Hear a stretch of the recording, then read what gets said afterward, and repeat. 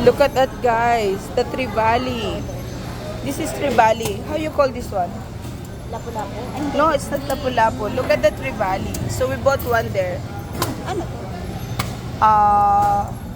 Barako. Kape? Barakong isda. This is yellow isda. This is that. Tapos yun, ano yun? Malaga. Yeah, I buy already there. I found it. Masama na nga loob ko kasi nakakita ko doon malaki tapos nabili agad eh. Ayan guys. So kung naghahanap kayo ng fresh na isda, dito lang sa tindahan ni ate. What's it called? Maranari. There's Samaral there. Oh. In Lian, Batangas, guys. Punta kayo dito. Ang daming sariwang isda. Ayan, oh. Huwag kayong punta ng maaga-maaga, hindi pa dumadating isda. Papunta pa lang. Look at that. Oh my God.